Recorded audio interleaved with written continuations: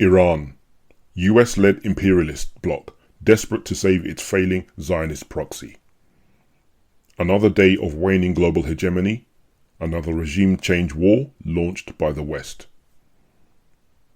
The following speech was given by Jyoti Brar on behalf of the CPGB-ML at the international conference co-hosted by the World Anti-Imperialist Platform and the AFVN, Association of Anti-Fascist Resistance Fighters of the Netherlands, in Amsterdam on Sunday the 22nd of June 2025. The conference was held to coincide with the 2025 NATO summit. Delegates from the conference joined anti-NATO protests in The Hague as the warmongers committed themselves to increased military spending and discussed their plans for containment, destruction of sovereign and socialist countries including Russia, China, Iran, and the DPRK. On 13th of June 2025, the world woke up to the news that Israel had launched an unprovoked campaign of bombing and assassinations against the Islamic Republic of Iran.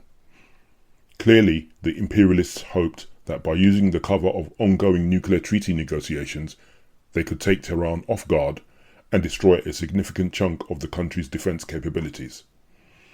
At the same time, by assassinating leading military figures, they hoped to cause confusion and demoralization in the ranks of the Iranian Revolutionary Guard Corps. Meanwhile, Western politicians and journalists all asserted in chorus that plucky Israel was defending itself, or even defending Western civilization, against the mad mullahs and their supposedly nuclear-obsessed, aggressive and destabilizing regime. Forgotten was all sanctimonious opining about the path to peace and Palestinian statehood. Gone were the admissions that Israel and its leaders just might be guilty of genocidal war crimes in Gaza. Gone was the 19 months belated hand-wringing about the plight of starving and massacred civilians. The overall impression now given was that Israel was acting on behalf of the whole world and reluctantly shouldering its responsibility as the first line of defense against the terrible and imminent threat of soon-to-be nuclear Iran. In fact, every part of their narrative is a lie, and much of it is eerily reminiscent of the lies that were used to justify the launch of the Iraq War in 2003. Moreover, the proposal to use just such a narrative to pave the way for a regime change operation was laid out by the USA's Brookings Institution back in 2009. The truth is that Iran is a demonstrably peaceful state that has never launched an unprovoked attack against any other country, despite endless provocations and incitements. Likewise, its nuclear program is known to be purely and demonstrably peaceful, as even the imperialist-controlled IAEA inspecting, actually spying, regime has admitted. Another vital piece of context missing from all the commentary about the so-called Iran nuclear issue is that even if Iran did possess nuclear weapons, this is not a crime. Indeed, in a region where an imperialist proxy state, Israel, has been provided with nuclear warheads, there are many who feel that not having such weapons means leaving the Iranian masses extremely vulnerable to just such an attack as the one we are now witnessing.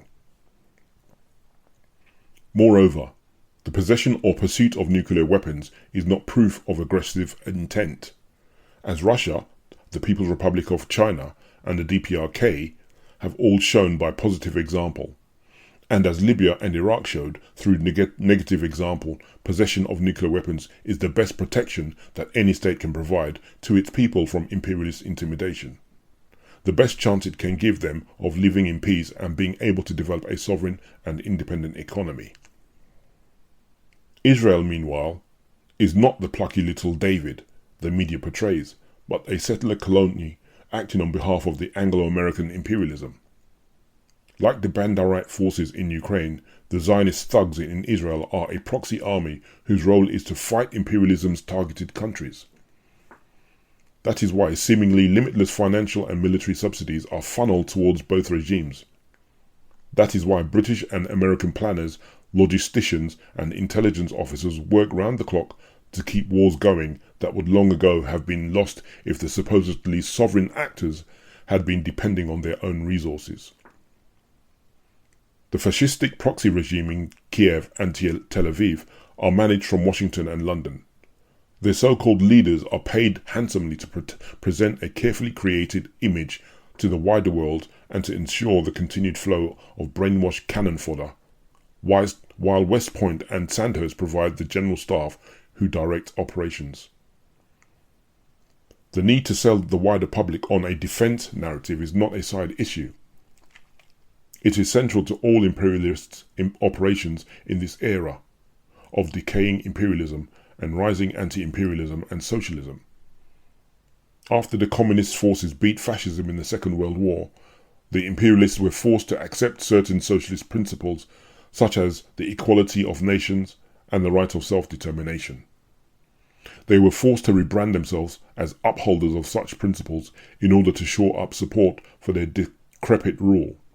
In particular, the Nuremberg tribunals established the principle that waging an unprovoked aggressive war is the highest crime against humanity. To openly admit to hostile and aggressive intent in the present era is to court social revolution. But to hide aggressive deeds behind defensive words is itself a source of weakness, since the constant hypocrisy is to not go unnoticed by the masses. Hence, today's deep and deepening crisis of legitimacy across the imperialist world, where politicians and journalists are now the least trusted professionals. Another important role played by the propaganda war is that of a psychological operation. The truth is that the imperialist bloc today is not nearly as strong as it wants us to believe. The balance of forces has shifted dramatically since the triumphant bourgeois declared the end of history in 1991. By carrying out surprise attacks and accompanying them with hysterical mass media onslaughts, by making all kinds of blood-curdling threats and constantly asserting their ability to rain death and destruction on all who oppose them, the imperialists hope to demoralize their victims and persuade them into capitulating quickly. As has been vividly demonstrated in Ukraine, Yemen and Gaza, the longer the imperialists are forced to continue their war effort, the more their military, economic and social weaknesses are exposed. The propaganda onslaught is thus aimed at convincing the Iranian government to back down, or the Iranian people to rise up, before Western missile supplies run low, inflation ramps up, markets melt down, and social cohesion breaks down, in Israel and the NATO countries alike. Psychological operations aim to isolate Iran from its allies.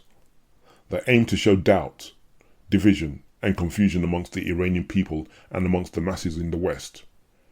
They aim to reinforce the myth of US invincibility and firepower dominance, a myth that has been fatally undermined by recent events in Ukraine and the Red Sea. The biggest propaganda lie, one repeated by many who call themselves Marxists, is that the war was initiated by Israel and that the Zionist state is an independent actor. But the truth is that Israel's weapons are provided by the West. Its economy is subsidized by US imperialism, which considers a few billion a year an excellent investment to secure for itself an unsinkable aircraft carrier at the heart of the oil-rich Middle East. Israel's government, armed forces and security services can do nothing without imperialist permission, and its war effort would collapse within 24 hours if imperialist funding and weapons streams were cut off. So why is Iran really being attacked? In fact, the imperialist camp has been plotting to bring down the Iranian government ever since the 1979 revolution dethroned the West-backed Shah. That revolution was the Iranian people's second attempt to get the Anglo-American boot off their backs following the 1953 CIA MI6 coup that brought down the country's first popular anti-imperialist government led by Mohammad Mossadegh. Mossadegh's crime? Nationalising the Anglo-Persian Oil Company, later known as British Petroleum, which had given itself exclusive rights to exploit Iran's vast oil wealth. Not only has the Islamic Republic always stood for the liberation of its own people from imperialist domination, it has also refused to accept or come to terms with the Zionist settler colony and has consistently supported movements struggling for Arab freedom, in particular the Palestinian liberation struggle. It well understands that no people or nation can be free or at peace in the region while Israel remains, a dagger at the heart of the Arab liberation struggle. Iran's great crime in the eyes of the West is that it refuses to allow itself to become a vassal state whose wealth is extracted by Western multinationals, while its people are impoverished. Every step Iran takes towards developing and deepening its economic and technological independence is an offense to the imperialist profit seekers, and every day of its continued success provides a dangerous example to the oppressed elsewhere. Understanding the necessity of strength in depth, Iran has been playing an increasing role in the development of a cohesive anti-imperialist bloc. This bloc, with China at its head and including such non-imperialist formations as the BRICS Trading Group and the Shanghai Cooperation Organization (SCO) security agreement, is the biggest obstacle to imperialist hegemony today. While the anti-imperialist and socialist countries work to build and deepen ties of economic, technological and military cooperation, the imperialists are desperate to break these bonds before they become too strong. Israel's attack came just 2 weeks after the first freight train from Xi'an, China, arrived in Tehran. The anti-imperialist nations know that their strength and survival depend on standing together.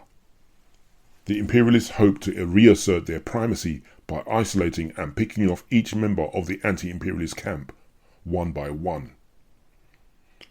Just as destroying sovereign and anti-imperialist Syria was seen as a stepping stone towards weakening and then bringing down Iran, destroying sovereign and anti-imperialist Iran is seen by the rabid war planners in Washington and London as a stepping stone towards weakening and bringing down Russia and China. The imperialist desperation to fulfill this dream was fueled by their system's deep economic crisis, and this crisis is being further exacerbated by the failure of their war against Russia in Ukraine and of their war against the Palestinian, Lebanese and Yemeni resistance. The looming threat of Israeli social and economic meltdown has also spurred the Zionist state's backers into taking the reckless gamble of launching a new war to try to salvage their position. As in the case of Ukraine, it is clear that even though their Israeli proxy is on the brink of total societal collapse, the West will keep funneling money and weapons into the war for as long as it is possibly can in the desperate hope that something will occur to shift the balance of forces. Ideally, something that creates regime change inside Iran. The more desperate the situation becomes for the NATO criminals, the more reckless and destructive will their actions become. We can already see how ready they are to shift to terrorism and mass murder to try to defeat countries that are beating them militarily. Communists cannot be passive or silent as the flames of war spread further. We must work hard to strengthen the anti-imperialist cause in every possible way. Those of us who live in imperialist countries highlight the acts of solidarity being taken by dock workers in various countries and build momentum behind the call for a mass campaign of non-cooperation with the war machine.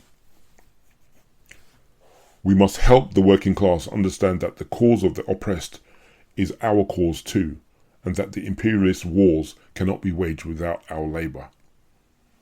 To fulfil this aim, we must 1. Oppose and expose every aspect of the imperialist propaganda campaign. 2. Build workers' confidence by helping them understand their own power and the inherent weaknesses of the imperialist system in crisis. 3. Recruit and train an army of socialist cadres able to inject confidence and a scientific understanding into the working class movement. And 4. Unite and coordinate our struggle across international borders, linking up the struggles of workers in the imperialist heartlands with those of the oppressed peoples everywhere. Imperialism is in the throes of its deepest ever crisis of overproduction. In their desperation to save their dying system, the monopolist financiers are prepared to drown the world in blood and to carry out an orgy of destruction. But the more they lash out, the more they are creating the very forces that will ultimately destroy them. It is our job to make sure that these forces are developed as rapidly as possible.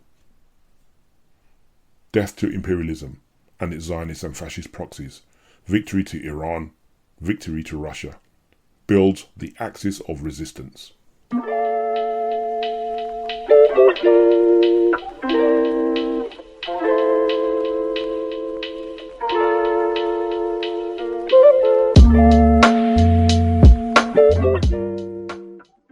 Thanks for listening to Proletarian Radio. We aim to bring you the best Marxist analysis on current affairs, revolutionary history, and theory. Do like, comment, subscribe, and share our content to help us reach the widest possible audience. We are a small organization with limited resources, and we need workers' support if we are to grow and fulfill our mission. If you are able to make a one-off or regular donation, no matter how small, please visit our website at thecommunists.org and register as a supporter.